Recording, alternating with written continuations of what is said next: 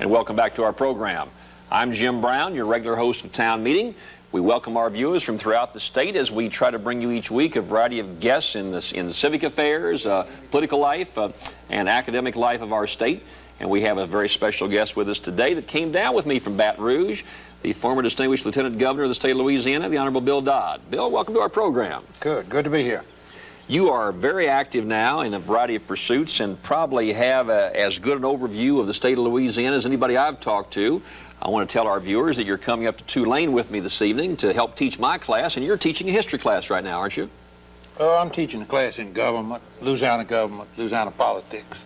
Up at Northwestern University, my old alma mater, in Natchitoches. So you go up there once a week and teach that course? Every Wednesday. It's a 3-hour course. It lasts 3 hours each day. How do you, one of the things I'm having difficulty with in the classroom is that to discipline yourself, to take your time and really relate in some detail events is hard for me versus when I was in public life giving a 30-minute speech to some folks and just going ahead and leaving and going to a different group. Of course, you've been a teacher over the years. You started off as a teacher, didn't you? Yes, my first job after I got out of college was teaching school. I'm just teaching this class. They've asked me to come up there. I've done a seminar with graduate students and faculty members about politics before, which they videotaped, and they're videotaping this class. I'm not real satisfied with the class because I told the doctor, the dean of the College of History up there and Social Studies, that I came up there not to teach government mechanics, auto mechanics. I came up there to teach them how to run the machine, how to operate it, how to back it up and make it go and haul people and what horsepower it had, things like that. I wanted to tell them what actually took place when Uncle Earl did his thing or didn't do his thing. Well, now start back. Bob Kennan and Jimmy Davis and Dick Lesh and people like that. Well, I've known every governor personally since Dick Lesh. I knew Dick Lesh. Since then, I've known all of them. Now, you were in the legislature, weren't you? I was in the legislature in 1940 with Shep Morrison and Bob Ainsworth, and the first group of really independent legislators that we ever had in this state. Judge Ainsworth went on to the federal bench, and of course, Shep Morrison became the mayor of New Orleans. Lesh was the governor in 1939 that was impeached and run out of office. How did you get to know Dick? Well, Earl Long was his lieutenant governor, and I was president of the Louisiana Teachers Association at that time. We were lobbying, as usual, trying to get a little raise. I wanted to be raised from $98 a month up to $100, and I went down and lobbied, and Dick Lesh wasn't particularly interested in any education, but Earl Long was, and he helped us, and we got the tenure law passed, and the Retirement Act passed. Letha Frazier was in that 1936-40 session of the legislature, and so was Rex McCullough, who was a professor over at Southwestern. They were the leaders in education in the legislature in those days. Now, had you ever heard Huey Long talk at the time? Oh, yeah. I was in high school when Huey Long ran for governor in 1924. I was barefooted and watched him crawl up on a wagon and speak at Zwolle. I finished high school at Zwolle in Sabine Parish. So you heard Huey Long, then you watched Lesh very closely lobbying. Became elected to the legislature in 1940. Sam Jones came in as the reform governor. Was there big reform in 1940? What happened in 1940? Well, all of the crooks went to jail before Sam took office. Sam appointed a crime commission. He got the legislature to pass it. I voted for it, I'm sorry to say. And it was a witch hunt. Nobody was convicted after Sam became governor. The federal government came in and cleaned up the mess. So it was more for show, you think? The state didn't clean it up. What about civil service? Sam Jones is given credit for being the father of civil service, and there was a civil service system brought in. He passed the Civil Service Act, and it was a good idea, but he passed it in such a way that he fired every long employee in the state, every existing employee, and blanketed in all of the jobs with his own people without even a qualifying examination. In other words, as I understood it, you passed a law in 1940, didn't take effect for 2 more years, and just locked everybody in, all the Sam Jones. Well, it gave him 2 years to fire all the people that were in jobs and put his own people in without any qualifying exams. And then, from then on, people had to take tests after he filled all the jobs. Okay, 1946 comes, and what did you do in 1946 when Jimmy Davis was first elected? I was re-elected. 1944, I'm sorry, but 1944. In 1944, I was re-elected to the House while I was in Europe. And I didn't serve in the legislature in 1940 because I was in Europe. But when I came back, I went to law school in 45, and I served in the 46th session. Jimmy Davis had been elected governor in the meantime. And I raised a lot of cane because they took my House Education Committee away from me. So Jimmy Davis created a Veterans Affairs Committee and gave me that. And I introduced all the veterans legislation for the state in 1946. You did this as state representative. State legislature. Tell us about Jimmy Davis. Davis, in some instances, some history books say that he virtually was a do-nothing governor. He traveled the country a good bit and didn't do too much. But there were some pretty calm times after the war during that time. How do you view Jimmy Davis? Jimmy Davis, you can't compare governors unless you think about the times in which they served. Jimmy Davis served from 1944 to 1948. Automobiles and everything else was still rationed in 1948. Jimmy Davis, they said, was a do-nothing governor, but he couldn't do anything. You couldn't buy two before. Everything was used for the war effort. Jimmy Davis did what he should have done. He was a good citizen, and he held the thing together and kept everybody happy. There was no thievery, no skullduggery. He's the most underrated governor this state's ever had. He came back in 1960 and was elected governor and made a wonderful governor because he had opportunity to do something. During very difficult times. He built two Mississippi River bridges. He opened up the west bank of the Mississippi River up there around Donaldsonville and brought billions of dollars worth of industry into the state. He helped all the colleges in the state. He gave us a 12th grade in our schools. Jimmy Davis was a great governor when he had an opportunity to do something. 48 comes to an end, and that's the first time that Earl Long made his ascent to be governor. What role did you play? What were you doing in 1948? Well, Earl Long got beat in 1940 as a result of his association with the crooks. Nothing was ever proved that he had done anything crooked. But by associating with Lesh and associating with Dr. Smith, the president of LSU, who went to the penitentiary, and associating with some of the others that went to the pen, Earl was convicted by association. He almost won. He thought he lost because of two things. One, he didn't understand that the teachers liked him. So he jumped on a teacher down here in New Orleans, Mrs. Sarah Reed, who was head of the teachers union and very well liked all over the state, and said he was going to run all the teachers in the Mississippi River if they kept bothering him. Earl was a man that said lots of things. He wasn't the politician in 1940 that he was in 1948. He needed a lieutenant governor that had a war record, because Earl Long did not go to war in World War I. People said he didn't have any courage, but I think it was because he didn't want to be regimented. I don't think you could have made him stay in the Army and be subject to the discipline that Shep Morrison and I had to be under when we were in the Army.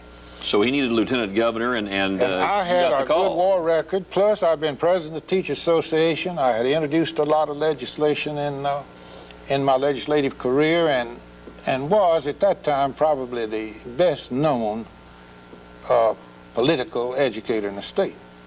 So you ran for lieutenant governor, which at that time gave you the presidency of the state senate. You oversaw the whole state senate activities. Well, the lieutenant governor's office in the new Constitution didn't have any duties other than wait for the governor to die.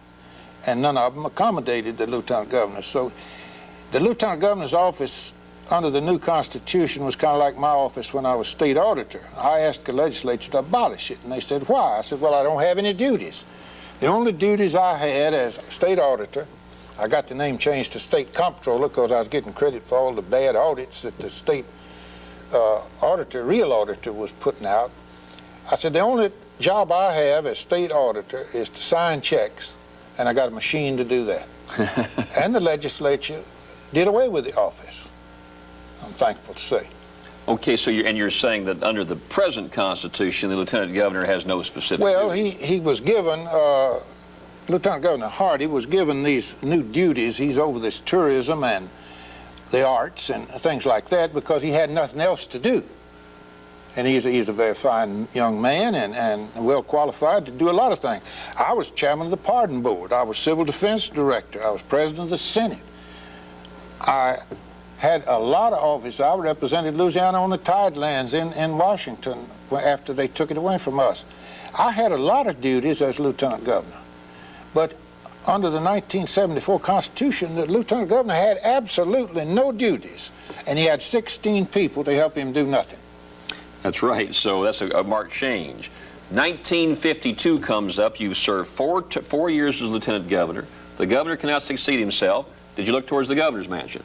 Oh, yes. Everybody in Louisiana politics, from the justice of the peace to the lieutenant governor, wants to be governor. Everybody wants to be governor, until probably after they've been governor once. Or after they've run and gone through what I went for about a year and a half, I suppose. Oh, I guess as old as I am today, I would probably be willing to make that supreme sacrifice, as Earl Long used to call it, and go up there and get that free grub in the mansion and get that free $1 million house and have all those state policemen bowing and scraping and driving me around the state and have department heads paddling the boat for me when I went fishing up in your old parish.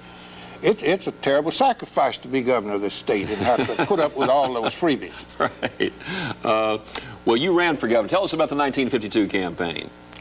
Well, Earl Long, one of the things, he didn't actually promise to make me governor, but he led me to believe that he would run me for governor if I would get on his ticket. I could have been on Bob Kennan's ticket, and I believe if I had gotten on it in 1948, we would have won. Because Bob Kennan was the man Earl was afraid of. He wasn't afraid of Sam Jones. Sam Jones had ruined himself with that reform legislation, which was good legislation, good intentions, but it was put together badly, and it killed him. The Crime Commission killed him. They indicted a poor old sheriff up in central Louisiana after he died, and his family hates Sam Jones's memory today because of that.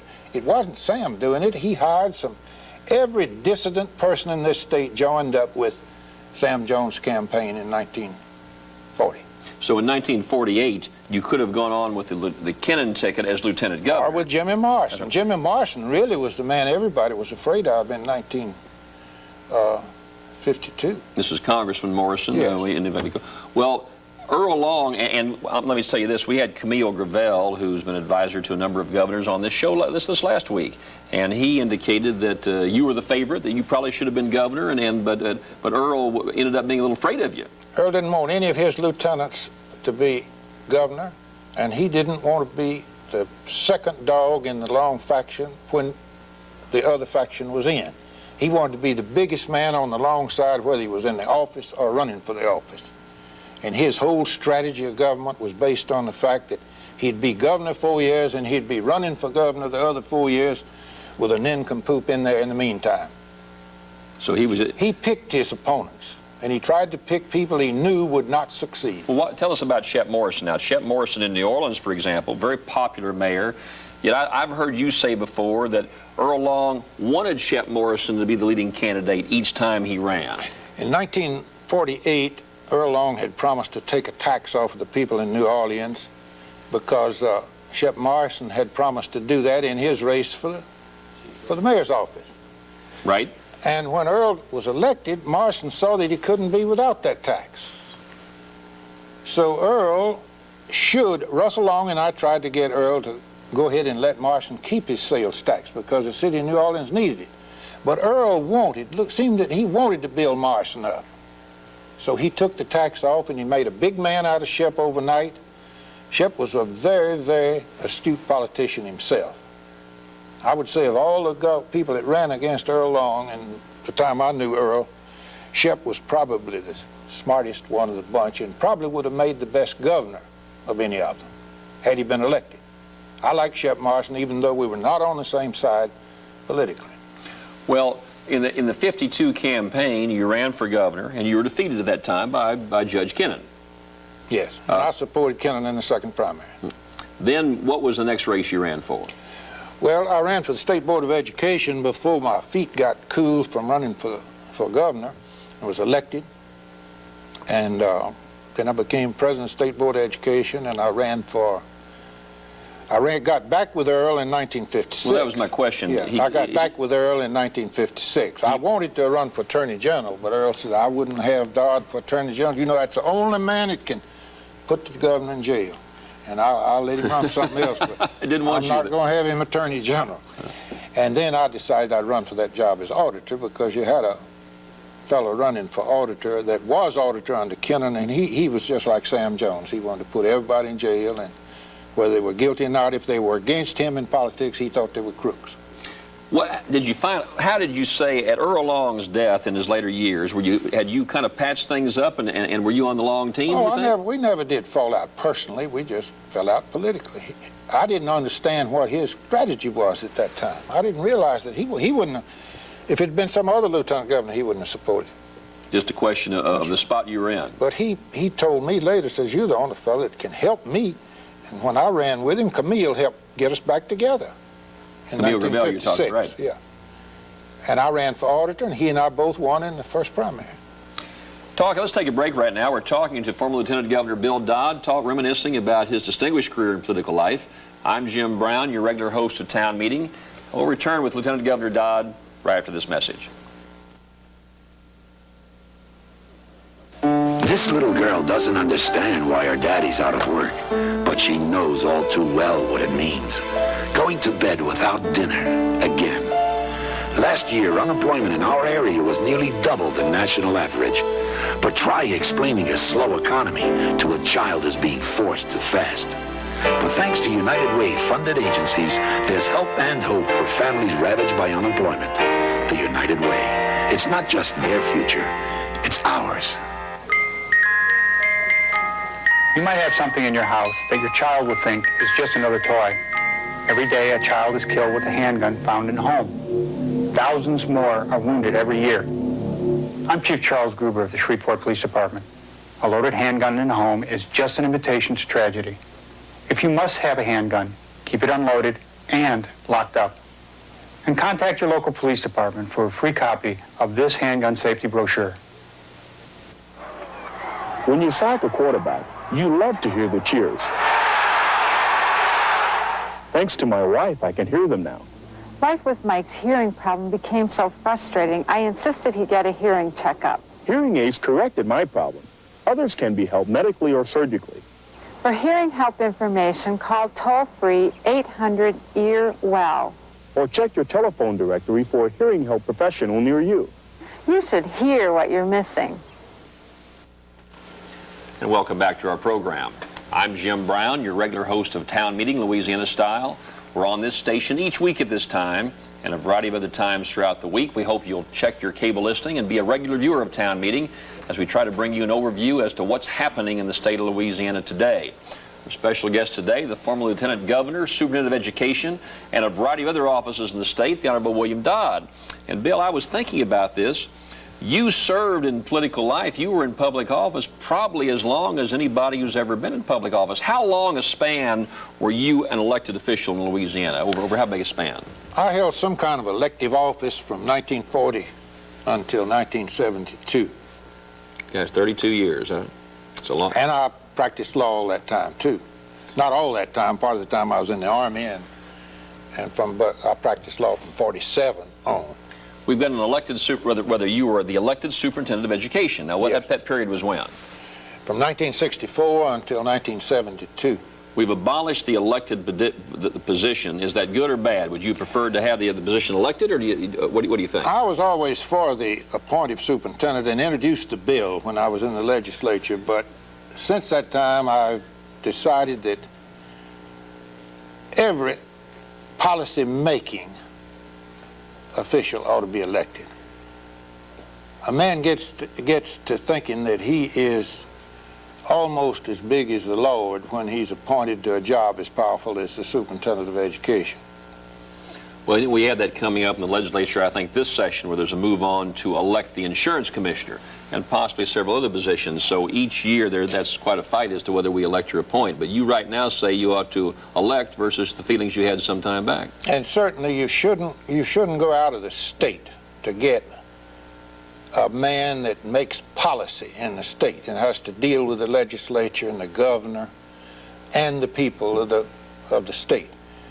I'm not down in the present superintendent. He has good qualifications, but he doesn't know. We have a different civil law system in this state to other states. We certainly have a different political system to other states. And in the bill that I introduced, there was qualifications on the appointee. He had to be a person with the same qualifications or equal qualifications to those of a parish superintendent.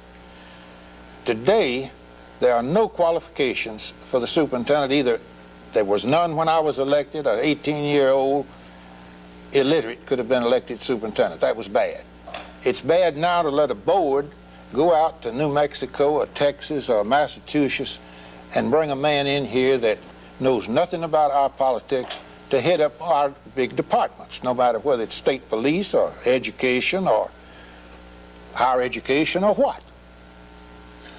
Go back with me to now. You've seen so many of these governors up close. You said that you watched Dick Lesh. You were actively involved with Earl Long, with Jimmy Davis, with Kennan, with Sam Jones. You served when John McKithen was governor of this state. Jimmy Davis several times. You've certainly known Edwin Edwards and been observed him, and really you were in public office when he was in the legislature. Senator. That's right, as a state senator. Compare those governors. Who was probably? I don't want you to rate him as such, but how does a fellow like Earl Long stack up with those other governors? You were probably closer to Earl Long than anybody else. I've had to change my opinions about these governors, because you have to look back and see what they had to do and what they had with doing that. In other words, you had to see what the times were. And you said about Jimmy Davis that he had no tools to work with during the 40s. And Governor Long reminds me a little bit of his and Huey's business. Remind me somewhat of Jack Kennedy and Lyndon Johnson. Jack Kennedy had great ideals and plans, but I don't think he was the politician to put them over. Lyndon Johnson put over all of those rights that helped poor people and the Civil Rights Act and all those things. Huey's ideals and plans were put into operation by Earl Long. Earl Long was gruff and he was crude, and a lot of people didn't like him, but it was just a kind of a charade on his part. He wanted to be underestimated. He wanted people to think that he was dumb and countrified. He was the smartest, and I don't say it in a derogatory way, but the slickest, best all-round politician this state's ever seen, including his brother Huey. And he was scrupulously honest. He wouldn't steal. He wouldn't let any of his subordinates steal. I would have to say, of those governors that I knew personally, that Earl Long was by far the best journeyman governor this state ever had. He regarded the people more or less like the old feudal lords regarded their people in their fiefdoms. He wouldn't let anybody hurt them, and he wouldn't hurt them. But he wanted them to follow him and nobody else. And if he were living today, I don't know how the one-term office, one-term regulation was still in effect. He'd either be governor or he'd be running for governor. Did you see the movie Blaze? Yes. What did you think of it? How true to life? Well, I thought it was the worst thing that could have happened to the state of Louisiana in lots of respects, because it made us look like a bunch of hicks. I think Paul Newman's being cast as Earl Long was kind of like casting Lassie to play the part of a Catahoula hog dog. A good comparison, huh? So, all right, go back to Jimmy Davis now. I wish you'd comment during the 60s, which was, those early 60s were a very active, explosive time, to where we had made a number of confrontations because of court orders, because of integration. How did Jimmy Davis handle all that? Well, Jimmy Davis wasn't a hypocrite. He really believed in segregation. And the legislature at that time was overwhelmingly segregationist. In fact, the black people hadn't gotten the right to vote. And I used to tell black voters, black citizens, I said, you're never going to get very many rights until you get the right to vote.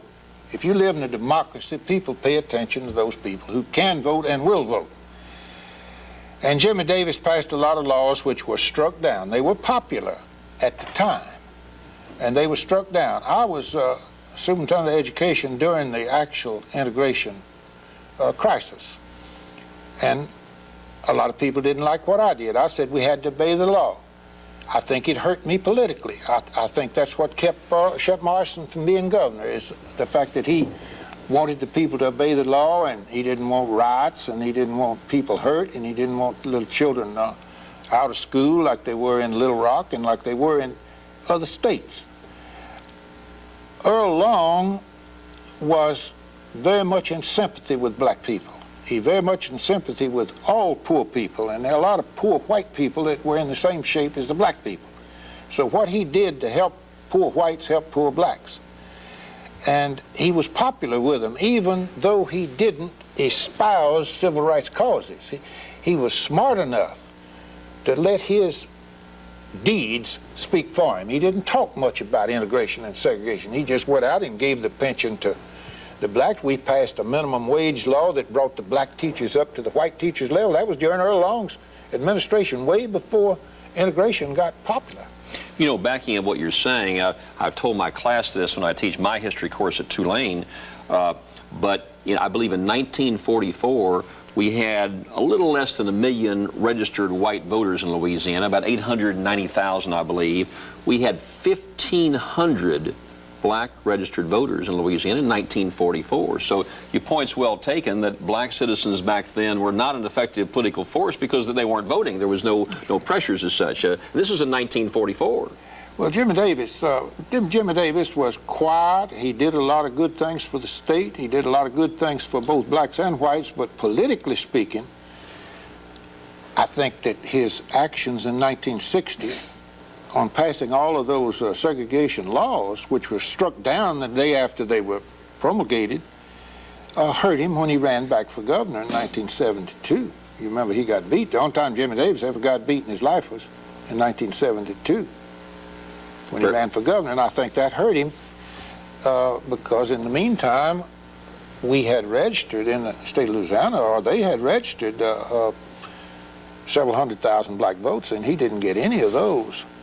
Let's talk about 1990. We're here into it. Are times that much more different? Are politicians going to the airwaves and captivating people with 30-second TV commercials, or is there still a role for some personal relationships and grassroots politics? I think that human nature is the same today as it was in 2000 BC. I think the use of TV has helped. It's hurt some candidates. It's helped others. Earl Long used the media, the news media, so far as the TV is concerned, by he put Camille Gravel and Edmund Reggie on to talk for him on TV.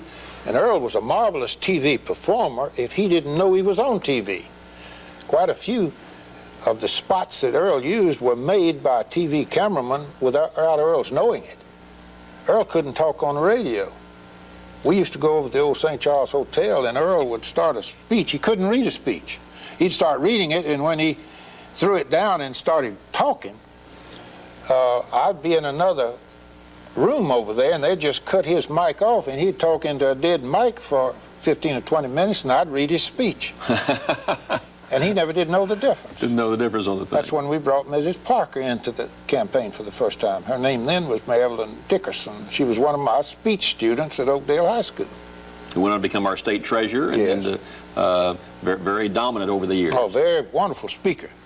And that was another reason Earl wanted me on that ticket. I was a debater at college and a national champion debater, and could speak fairly well and could speak on my feet. I learned a lot of my politics from Earl. For instance, when he told me he wasn't going to support me for governor, and he said, I'm going to beat you, I'm going to lie on you, I'm going to steal vote, I'm going to do everything I can to beat you. And I said, well, Governor, I learned my politics under the best politician that I've ever known. And I'm going to do the same thing as far as your candidate's concerned. He swelled up and said, who is that best politician? I said, you. And he laughed. He said, well, we ought to get together. Bill Dodd, thank you so much. We could go on for a long time. I wanted to cover a number of other governors, but you certainly have a great overview about the history of our state. Wish you well in your government course up at Northwestern, and I'm really excited about your coming and teaching my course at Tulane University. Been talking to former Lieutenant Governor Bill Dodd, our very special guest today on Town Meeting Louisiana Style.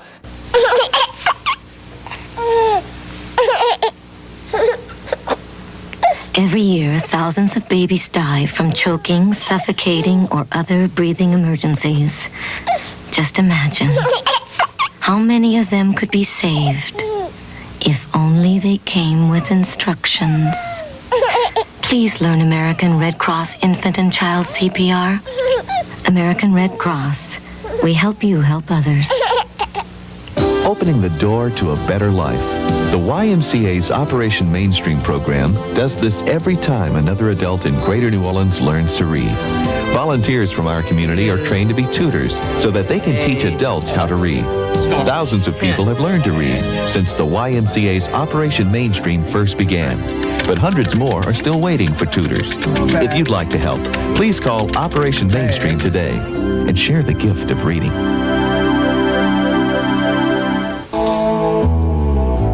Maureen Pinachero is a registered nurse.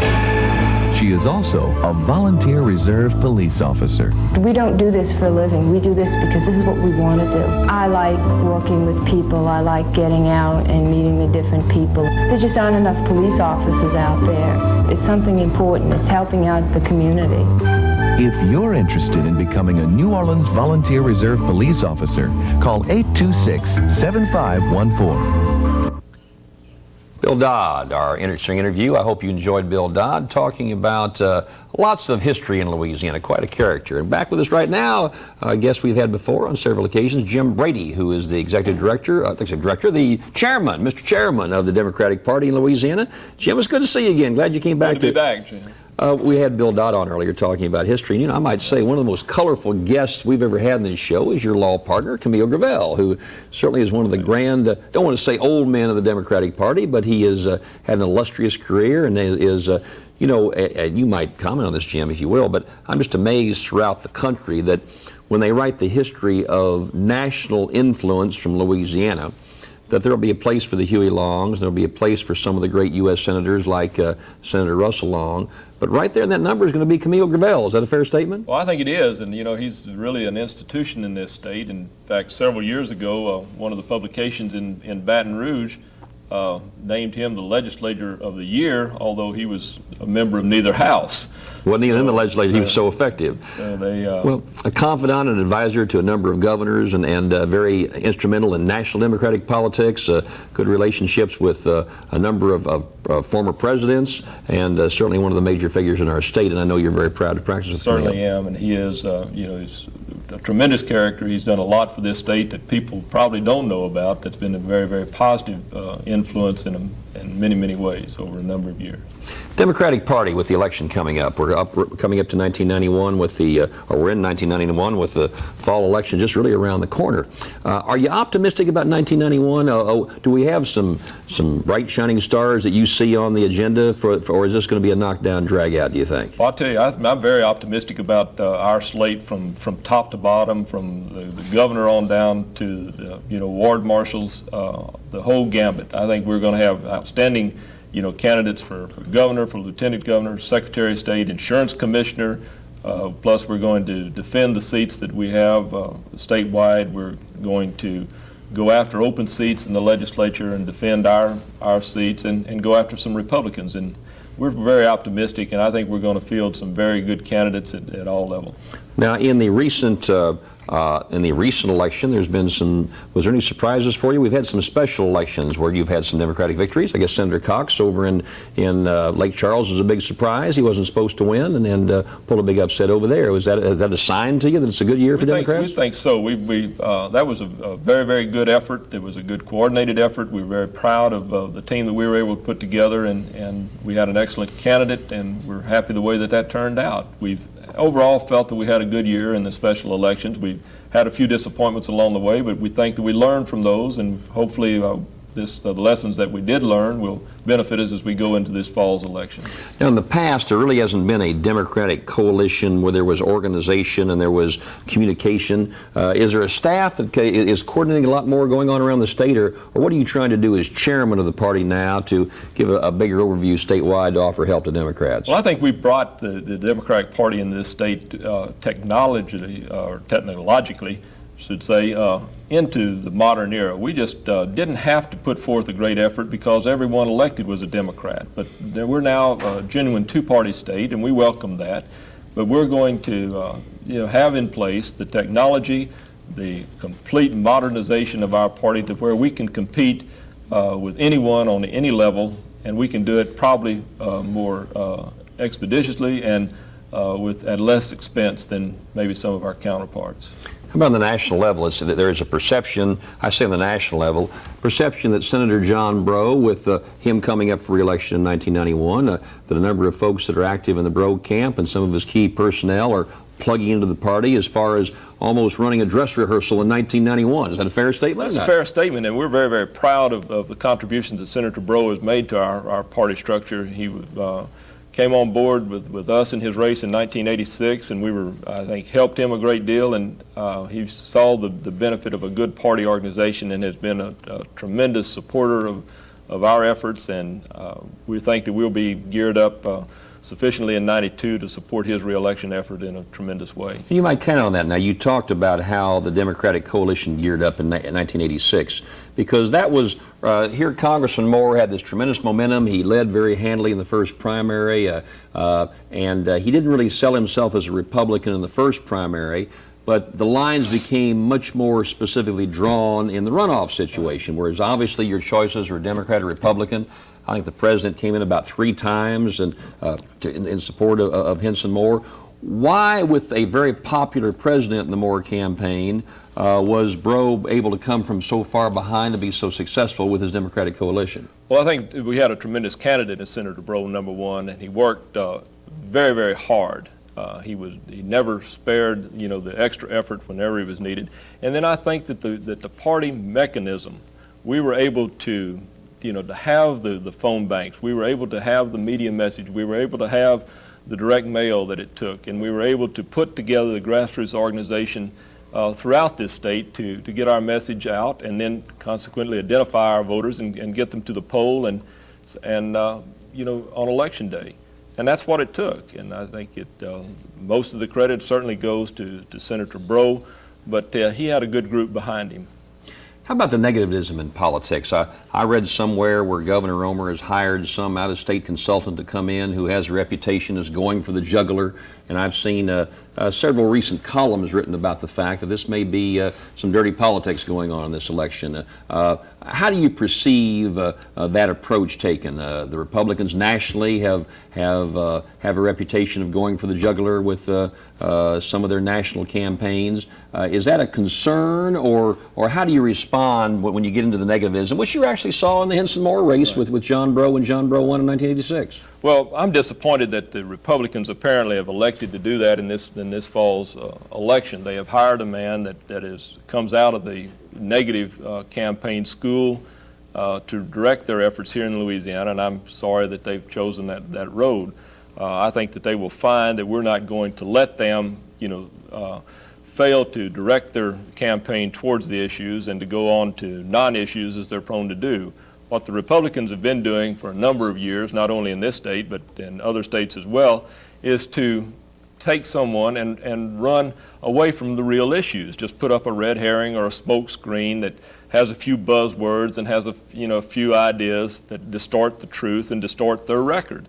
And we're not going to let them get away with it. We didn't in 1986 when Lee Atwater and that group came in and tried to, make this that election very, very negative. We're going to just, hold them accountable, and we're going to take them to task on everything that they do. So you don't see that being a factor, even if there is some effort to, in effect, throw mud or try to bring up some phony issues, has been alleged in the past. Well, I think that the voters of Louisiana are much smarter than that. I think they showed in '86 that they weren't going to stand for the underhanded tricks that the Republicans tried to implement from the voter purge on down, and to make our candidates out for something they're not, and to make issues out of things that are not really issues. And I think we're going to be able to combat that, and I think we're going to be able to put our positive message out, and that people will understand that. And as I indicated, the voters of this state are far too smart and sophisticated to let the Republicans dupe them into that type of campaign. Is there an active effort on the part of the party to recruit candidates? You've got Republican candidates who may be holding seats in the legislature and some other offices. How do you pinpoint going out, and how do you find candidates to run for these positions? Do you let them just kind of emerge, or do you go out and seek their involvement? Well, it's a combination of both of it, but we are actively, soliciting and actively recruiting candidates at all levels, and we base this on their record, perhaps of public service, or their standing in their particular community, or the way that they have portrayed themselves among the people in their particular areas. And we try to get people interested in government and try to get good people interested in doing things to help this state. And that's our goal all the way across the line. We want good people elected to office at all levels. What are you hearing about fundraising? I hear from candidates, from gubernatorial candidates on down, that it's very difficult to raise money in 1991. There seems to be, for a variety of reasons, this is the case, whether it be some of the investigations going on, the economy, just a whole litany of reasons as to why people aren't as willing to make financial contributions. What's been your experience as far as Democratic candidates? Well, I think the first thing is the economy of this state has just been devastated, because of the failure of the national Reagan-Bush administration to enact an energy policy, basically. Our people are really hurting in this state. And that has slowed the contributions to our party and to our candidates and to the Republican Party as well from in-state sources. Now, another thing is that there has been some changes in the campaign laws. The finance laws have limited the amounts that people can give in certain instances. They're no longer going to be able just to give unlimited funds from a single source. So it's going to be spread out a lot more evenly in these elections. And we think that's good, and we supported that legislation in the main and think that it will have a positive impact on campaigns in this state. We turn right around with the congressional elections, and of course reapportionment is yet to be decided in both the legislative level, on the state level, as well as the national level.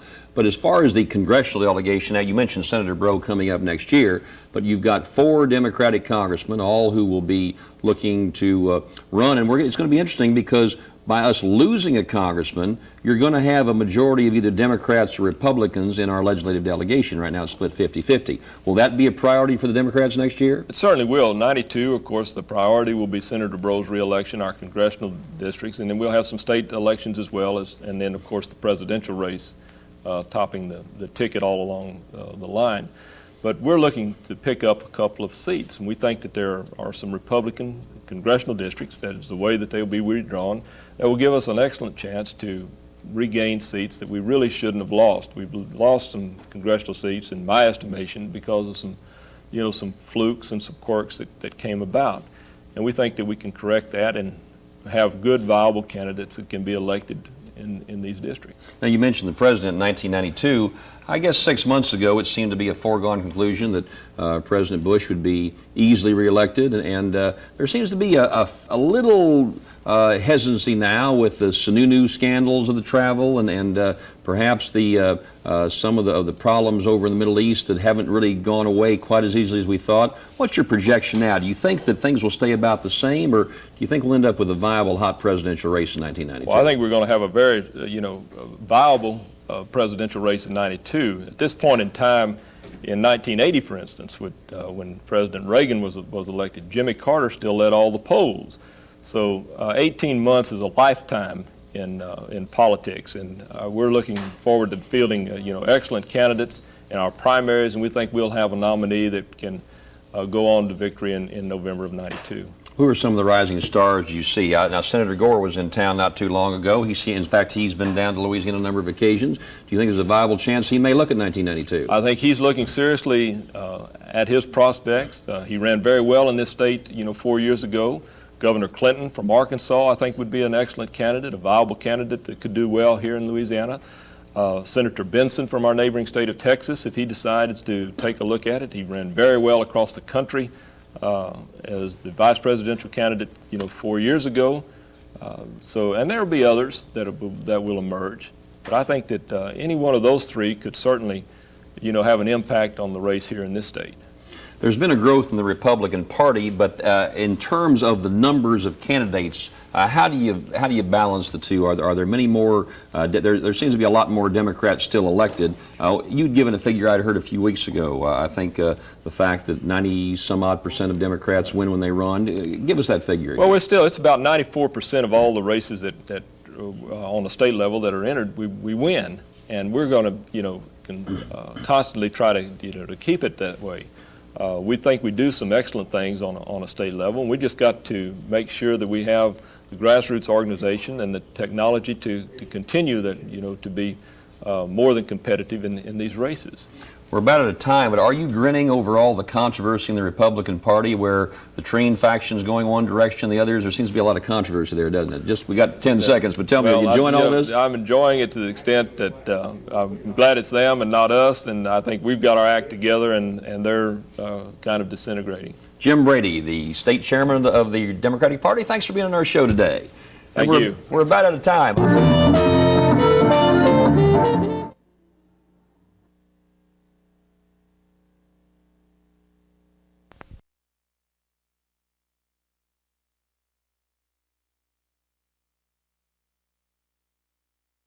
On Election Day, but no matter what the damage adds up to in dollars, Gordon Boyd shows us you can't put a price on the pain.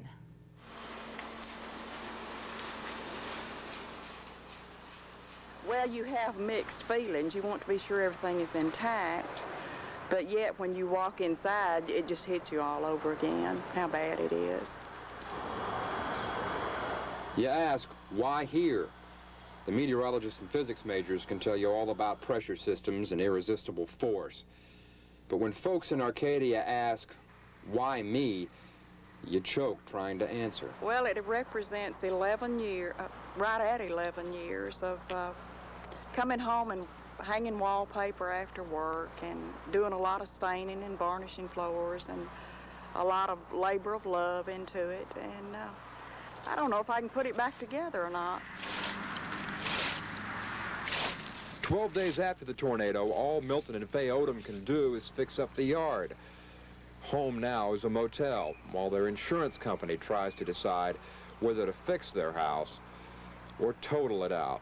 We've got them all cleaned out now. We got the carpet out, got the roof back on. Sheriff Story's office is another story, pulled clean off its blocks. Another in this neighborhood's monument to nature's fury. The gawkers have come from everywhere. National Guard troops, prison work crews, police jurors, even rubbernecking tourists. The difference here is many folks have decided to stay and help, and many of them have vowed to come back. A state disaster declaration means low-interest loans and high-profile help. The rebuilding may take months. All things considered, folks can call themselves lucky. No deaths, no serious injuries. But some holes and hurts, no amount of plastic and plywood can cover. That's hard to say, but it could have been worse. A lot of our neighbors are gone. And it's hard.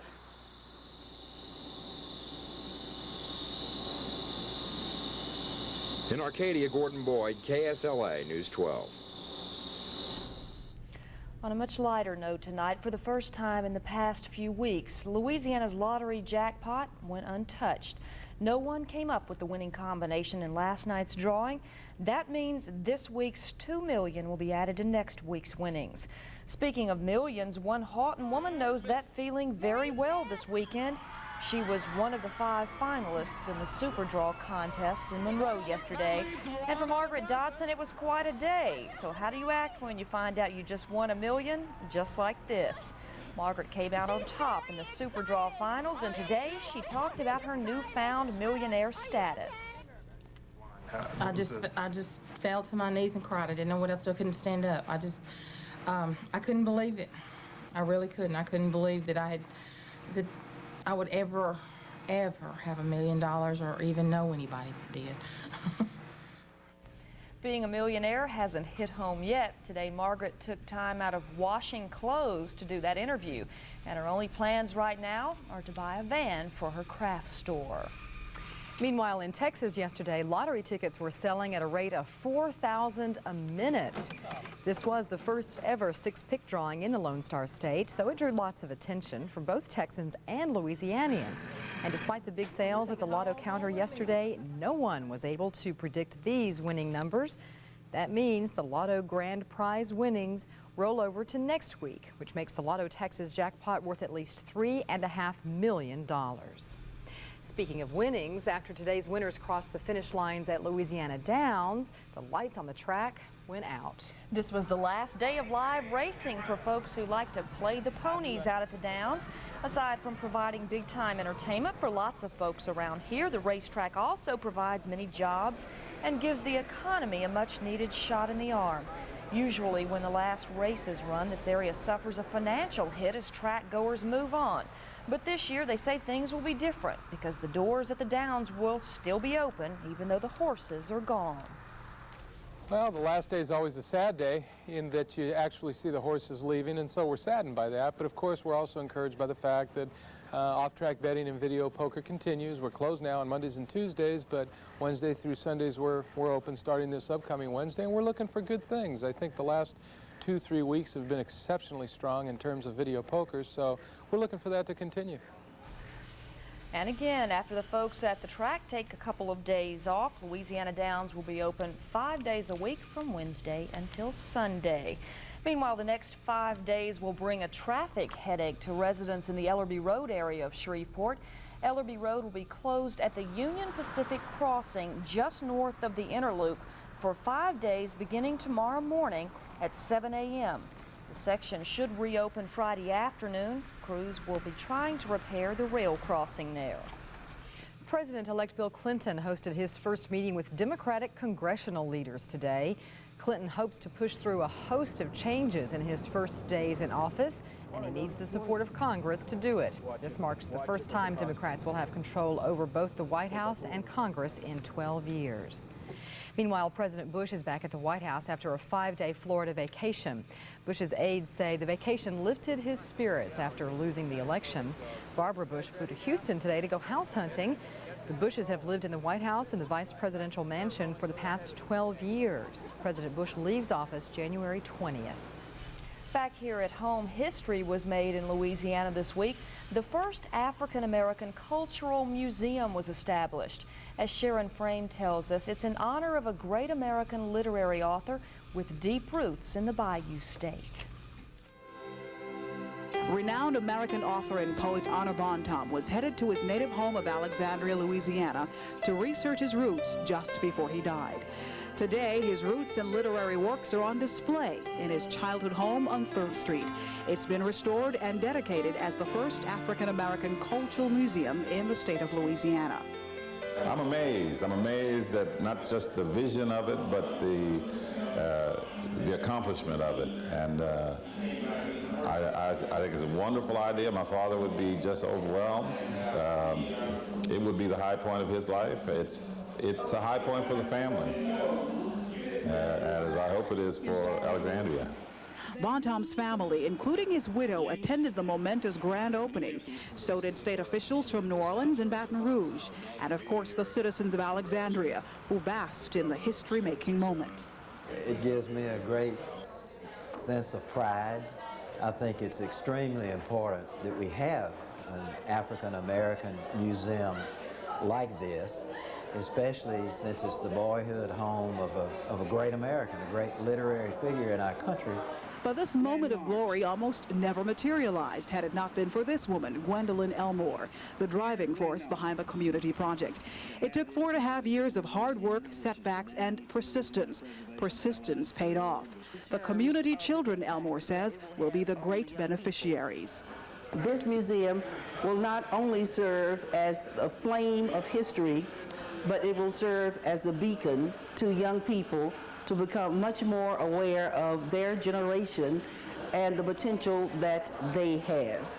So the great American literary author who wrote novels and children's books during the Harlem Renaissance may not have had time to dig up his roots, but he'll no doubt help shape many a future. Sharon Frame, KSLA News 12. Although Bontom moved to California as a young man, he never will forget his Louisiana ties and talked about his native city, Alexandria, in many of his writings.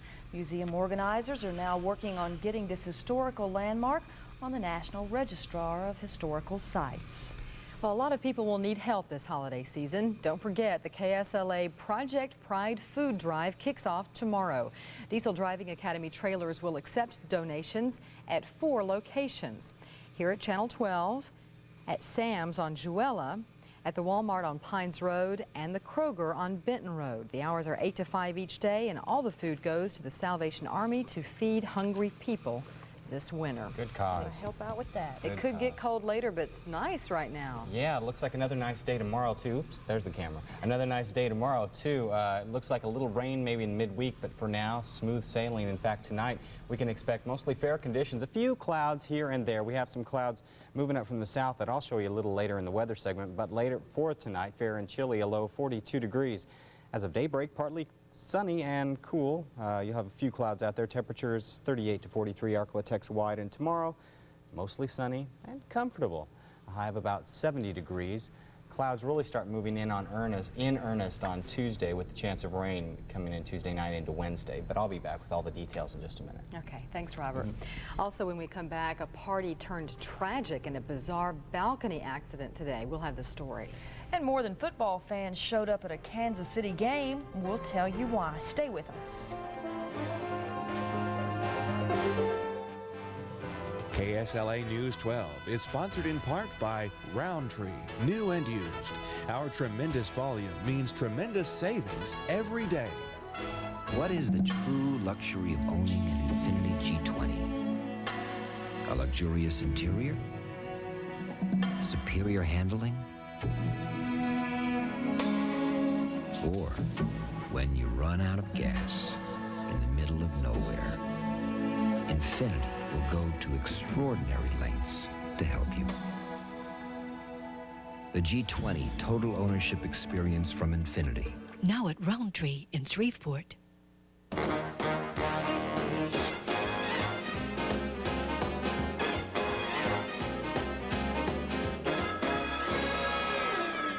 With caller ID service from South Central Bell, you can see the number that's calling. It's my mother. I'll call her back. So if you're not in the mood to answer, you can return the call later. South Central Bell makes your life a touch easier. Call on us. Order now and save $22.99. Mannington has invented a floor that breaks the shine barrier.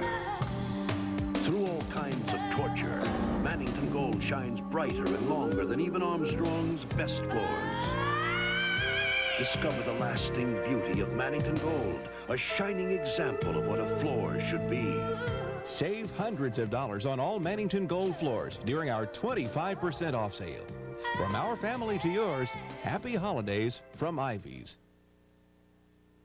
A bizarre accident at a party in Malibu, California today. One person died and 16 people were injured when a balcony collapsed onto a rocky beach during a party. 4 of the injured were in critical condition. 12 others were hurt seriously, and a 36-year-old man was pronounced dead at the scene. Officials were en route to the Pacific Coast Highway residence to check out a complaint about loud music when a second call came about the collapsed balcony. No cause has yet been determined. The cause of a demonstration in Kansas City today was very apparent. 200 Native Americans protested outside the gates of Arrowhead Stadium today as more than 70,000 fans flowed into the stadium to watch the game. The protest came during a 4-day conference in Kansas City by the National Coalition on Racism in Sports. The activists are protesting the nicknames of the 2 teams who faced off in the game, the Redskins and the Chiefs. The demonstration was loud but peaceful. Mother Nature put on a different kind of demonstration in the Great Lakes region and parts of the Ohio Valley today. Snow fell over much of the area, covering Cleveland with about a foot of snow. Snow warnings were posted in several states around the Great Lakes. Although there is another month left in autumn, many areas have already seen some touches of winter. Not us, though. Lots of winter. You know, up Erie, Pennsylvania, 19 inches of snow off lake effect snow, which isn't really even a snowstorm so much as it is warm winds blowing over the lake, picking up the moisture and just depositing the snow. It's not so much a big wrapped up storm as it is just a phenomenon. Wow. We want some for Christmas. Yeah, I would love to have some too. But it's not going to happen here for a while. In fact, we're kind of on the warm-up, at least for now, and rain showers, though, are in our forecast. I'll tell you about those when we come back. Okay. All right. And later in the show, they're getting ready for the big blow-up in New York. We'll do a little pre-parading later on. Stay with us.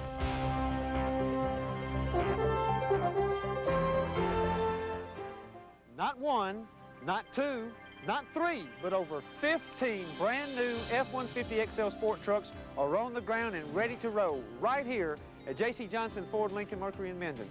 That's right, F-150 XL Sport trucks loaded with automatic, air, aluminum wheels, and more for just $12,888. $12,888 is all you pay for an affordable Ford truck from J.C. Johnson Ford Lincoln Mercury in Minden. Sure you boys will be all right? Yeah, fine. Into overtime. Ah, the virtues of milk. Here's the kickoff. Milk helps supply protein for strong muscles, phosphorus for good hand-eye coordination, What a move. He's wide open, but it's picked off. calcium for strong bones, Whammo, and it's an end around. What a play. It's all over. Holy Toledo. and thiamine Honey, who won the game? They did to boost your morale. Milk, it does a body good. It's happening Sunday from 12 noon until 6 p.m. and all day Monday. It's New York Furniture's shocking 2-for-1 sale. Walk into our fabulous showroom and buy all the furniture you need and get 2 for 1. For instance, buy this classic new living room suit and get this elegant bedroom suit free. Buy $100 worth and you get $100 worth free. Buy $1,000 worth, get $1,000 worth free. Buy one item at regular price and get another of equal value free and pay nothing until next May. Hurry to New York Furniture's shocking 2-for-1 sale. Here you see a beautiful sunset over the Arklatex, wonderful colors, wonderful scenery captured by Channel 12 photographer Scott Crane. Scott, thanks a lot for that. Just a beautiful, beautiful sight right there. Today, though, before sunset, we got up to 70 degrees here in Shreveport, 37 for an overnight low. No rain since midnight last night. Doesn't look like we'll have rain, probably the earliest Tuesday night into Wednesday. Records for this date, if you keep records of that type, a high of 85 was the hot time in 1921, a low of 23, the cool time back in 1940. Today in the rest of the Arklatex for highs, 67 up in Hope, 68 in Texarkana and in Magnolia, as well as in Ruston, Louisiana, 70 down at the power plant in Natchitoches, 69 in Center, Texas, 68 for a high temperature over in Lufkin, and 71 for a high in Longview. Very nice, comfortable day, not too humid, but things are starting to build back up. I'll show you that in a second. Right now, though, clear in Shreveport, 50 degrees. Expect that to cool down maybe 8 degrees to about 42 tonight for a low. 80% humidity now, calm wind, and the barometer is steady at 30.32 inches of mercury. This is what the satellite loop of photos looks like. You can see this is what we have to watch out for. I'll point this out to you. There's gradual build of clouds from the south and the Gulf area. It's bringing off showers now around Brownsville. They've had about a ½ inch of rain there today, and that is continuing to move northward, really trying to make its way up into the San Antonio-Austin area now. And over the next couple of days, that flow of southerly air is going to make its way all the way into the Arklatex with mostly cloudy skies and rain, most likely as of Wednesday. Right now, these are the frontal areas. This front not doing too much to our weather except keeping the clouds down here to the south. What it is, though, going to do tomorrow is set off more snow in the Great Lakes area. Most of the areas that had the lake effect snow, though, will not be affected. This is mostly for Minnesota, Michigan, and Wisconsin, maybe into Chicago. But that snow is going to be centered because of this warm front moving into the Great Lakes. High pressure here out to the west is starting to push this off, and it's not really going to affect our weather whatsoever. More rain off the northwest coast. What's coming in after this sort of weak frontal system is a very strong system that could be the biggest winter storm of the season so far for the Rockies. Could deposit a lot of snow, which would be very good news for Thanksgiving skiing out there. For us, no skiing, maybe a few rain showers, though. I'll tell you about those in just a minute. I'm Lois Price for Hank's Half Price, and this is our mystery shopper. She shops competitors to make sure Hank's has the lowest price. Okay, Bess, mystery shopper, what have you found? I found tile-top table sets like this on sale in Shreveport for $5.99. Save nearly $200 at Hank's, only $399.95 any Friday through Monday. And sofas like this on sale for $6.99. Wow, we're $419.95 every day. You save over $270 at Hank's Half Price Fine Furniture, Shreveport and Longview. Yo, Frosted Flakes fans, got a sweet spot. Hit it with a sweet shot. Sweetest honey gold. Bring it on. Crispy corn, whole grain wheat. That's the stuff. It's just hot, crunchy and sweet. It's crunch time. Touch of honey is what it's got. Go for it. Wanna hit your sweet spot?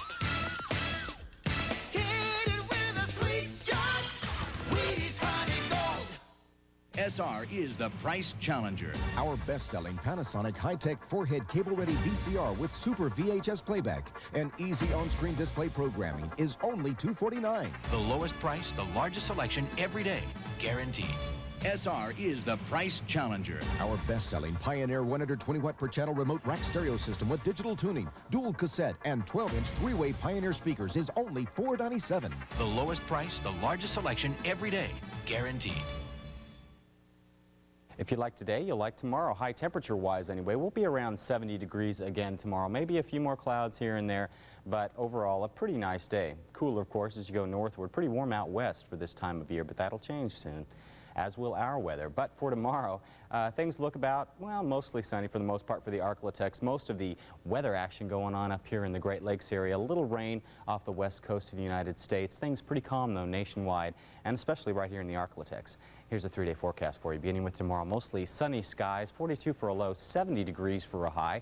Southeast wind at 10 miles per hour, and no chance of rain tomorrow, but that could change Tuesday and Wednesday both. Tuesday partly cloudy, 49 for a low, 72 for a high. Southeast wind still coming in, that southerly flow with the moisture. A slight chance of showers, mostly for the western portions of the Arklatex on Tuesday evening into Wednesday morning. As of Wednesday morning, the western portions of the Arklatex will most likely be getting a lot of rain, mostly cloudy skies, 54 and 71 the extremes. And that rain, as of Wednesday, will start to move into portions of the central Arklatex and really kind of dampen us there for a while. Warm temperatures, though, it doesn't look like any cooler temperatures coming, at least for maybe toward the end of the week. And then over by the weekend? Hopefully, yes. We'll have to keep an eye on it, though. You just never know this time of year how long these things are going to stick around. Okay. Thanks, Robert. Thank you, Robert. And time now to bring in Tony Tagliavore. Tony, how should I feel tonight? Pretty down. I do. Like we all do, but they gave us some great finishes. The Saints blow a 13-point lead in the fourth, and in no way did the Cowboys look like the NFL's best team. As I told the players, it's not necessarily who might think they have the best team. The whole key is who plays the best on Sunday. This sandwich is a real eye-opener. Spicy. A chicken breast, crispy on the outside, marinated so it's spicy on the inside. It's the new Spicy Crispy Chicken Sandwich at Jack in the Box. Spicy. Just how do those places make those tiny little burgers for under $1? Very carefully.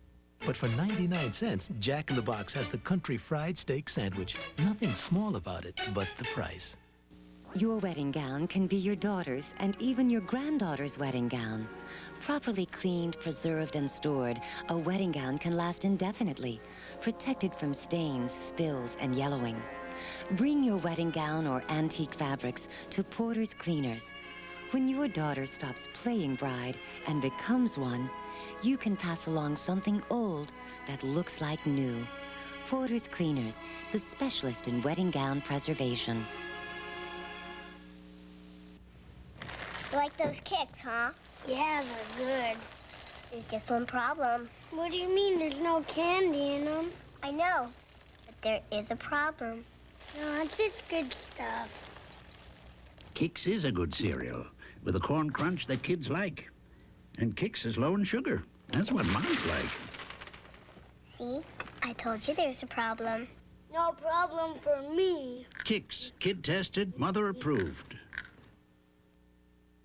Well, they kept us worrying and hoping right down to the end in both games, and we'll get to the Saints in a minute. But first, the Cowboys were 8-1, tops in the NFL. The Rams just 3-6. But today, a perfect example of why in the NFL you can take no team for granted. LA tore up the Dallas defense. Jim Everett, 251 yards and 2 touchdowns. And how about Cleveland Gary, who looking like Emmitt Smith today, 110 yards. Dallas was down at the half, 21-13. But after Lynn Elliott kicked one of his 3 field goals, the Cowboys caught fire. Kelvin Martin, 74 yards on the punt return. Dallas had the lead, 23-20. But the defense still could not stop the Rams. Tony Zendejas, 2 fourth-quarter field goals. LA led 27-23. The Cowboys got the ball with 1:50 left, moved to the Rams 15. but 2 tries at the end zone came up empty. And Dallas loses a game no one figured they would. 27-23 the final. The Cowboys fall to 8-2, but they still have a 2-game lead in the NFC East. If the favorite was always supposed to win the ball game, then we wouldn't even have to show up. So days like that are going to happen. They happened all around the league today, and I think that's one of the reasons why it's most disappointing. Number one, we played a team that we felt we should have beaten.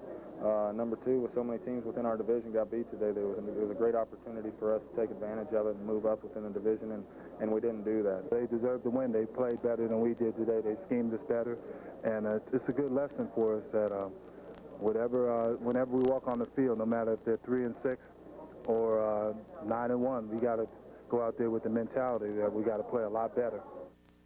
That was Jim Jeffcoat. Next Sunday, the Cowboys will try and get back on the winning track at Phoenix. And now to the Saints, who have lost close ones before to the 49ers, but this one has to cut a little deeper. First place in the NFC West up for grabs, and New Orleans dominating most all the game. Bobby Hebert finding guys open all day long. Terrence Small puts the Saints up 10-0. Hebert 22 of 35, 301 yards. When Dalton Hilliard took it in there, New Orleans led 27 into the fourth. But then Steve Young doing his best Joe Montana imitation. That cut the lead to 20-14, and then with just 46 seconds left, Steve Young to Brent Jones, and San Francisco had the lead 21-20. The Saints tried their best to give Morton Anderson a shot, but time ran out and the Saints lose it 21-20. New Orleans now 7-3, a game out of first, but really 2 games out since the 49ers have now beaten the Saints twice. Well, anytime you lose, it's frustrating, especially in a game like this. But you know when you play these guys that no lead is safe, that they're certainly capable of coming back and doing the kind of things that they did. We played good football. We made the plays when we needed to make them. In the end, that's what went wrong. We didn't make the play when we needed to make it. That's the bottom line. That's how the score turned out, how it was. Yeah. It's been exciting since I've been here. Unfortunately, we've come out under Chardin a number of times. And, I know the 49ers respect us, but instead of having respect, you want to have those W's. Bobby Hebert now 1-9 against the 49ers for his career. Next Monday, the Saints will be in New Orleans against the Redskins. Well, even though Bobby lost, this was a good day for Louisiana quarterbacks. We showed you Hebert, and now we'll show you Stan Humphries. 2 touchdowns, including this one, the game winner, 45 yards with 2:05 left as San Diego beats Cleveland 14-13. Hump 19 of 32, 234 yards. Hey, remember Bubby Brister? Yeah, the former Northeast star came off the bench through the game winner with 2:50 left as Pittsburgh beats Detroit 17-14. Brister on in the fourth quarter for Neil O'Donnell, who got hurt. Well, the last 2 weeks, Warren Moon has been knocked out of the game, only to come back the next week. But this time, the Oilers quarterback is gone for 3 to 6 weeks. Against Minnesota, Warren fractured his left arm. He is out for at least 3 weeks. But Lorenzo White did score the game winner as Houston beats Minnesota 17-14. The Oilers now 6-4 and a game back in the AFC Central. Elsewhere around the league, here is the reason Dallas does not lose any ground. Philadelphia upset today the Redskins, a loser on the road. Atlanta eases by Phoenix. The Bears miss a last-second field goal. Hey, New England wins for the first time this year. And the Jets beat Cincinnati. The Raiders, no trouble with Seattle. And Denver beats the Giants tonight. Jeff Hostetler and John Elway both go down. Well, the Poland Weed Eater Independence Bowl Selection Committee meets tomorrow, and they may have their work cut out. The bowl wants Mississippi State. Oh, do they want them?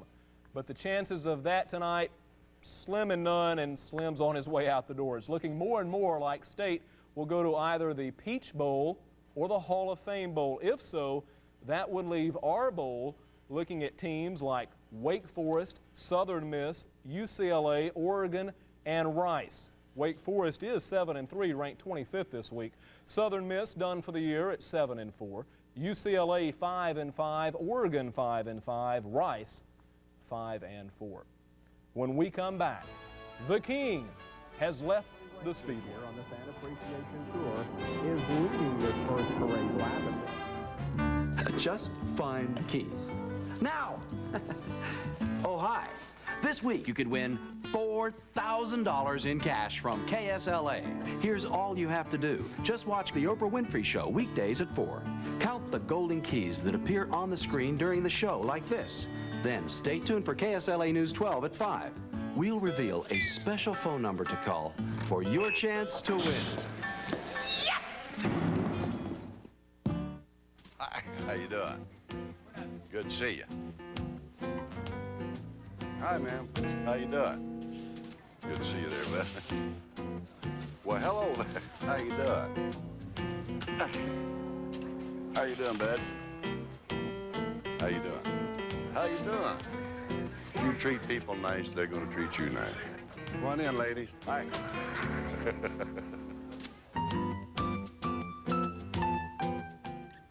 At Champion Ford, we're serious about trucks. Hi, I'm Mark Bonio, General Manager. Our concentration on trucks during the 92 model year more than doubled our sales for the prior year. We did it with tremendous selection, a knowledgeable sales staff, and the low price. How low? Our 93 F-150 started just $89.95. That's a brand new 93 pickup for just $89.95. At Champion Ford, we sell in volume so you save in volume. In fact, if you can find another dealer that can beat our price, I want to know about it personally at Champion Ford. For 35 years, Richard Petty has put his life on the line and given us some great thrills. Well, today he put his life on the line for the last time, his final race, the Hooters 500.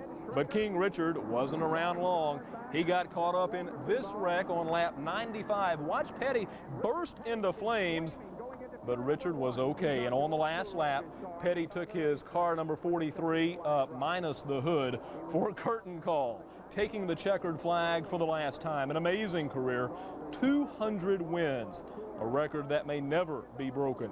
Now, Bill Elliott won today's race, but the real winner, Alan Kulwicki, who wins the Winston Cup Points Championship. He led one more lap than Elliott, and that gave him the win. Racing of another kind came to an end today. As they've told you a minute ago, the ponies kicked it up for the last time at Louisiana Downs, and the riding title came down to the very last race. Calvin Burrell on the 11 horse leading Ronald Ardwan by just one win. And as they came to the wire, Burrell and Sneaky Shoes got to the line first. Calvin wins his second straight riding title at Louisiana Downs. There to see it on this last day, 9,000. There are your Super 6 numbers. And as you ladies mentioned, it's not over. The live racing is over, but a lot of simulcasting from the fairgrounds in New Orleans, a lot of other racetracks going on. Yeah, and we were proud of our Louisiana quarterbacks today. Man, they did Stan's good. been doing it great An for a few excellent weeks. job. Yeah. All right, thanks, Tony. And we've had a lot of winners in KSLA's Golden Keys contest. This week's winner is Cherry Metcalf of Center, Texas. She won $3,000 from KSLA and says she'll spend the money on Christmas presents. The Golden Keys contest continues this week. Just watch the Oprah Winfrey Show at 4, then KSLA News 12 at 5 to find out how to play. Well, they were playing around with some mighty big balloons in New York today. But these aren't your usual balloons. The folks who put on the Macy's parade want to make sure everything will be just right on Thanksgiving Day. So today they performed a test flight of one of their new entries in the parade. But first came the tough part, the task of blowing up Goofy. At full inflation, Goofy measures 65 feet tall from the top of his hat to the tip of his shiny black shoes.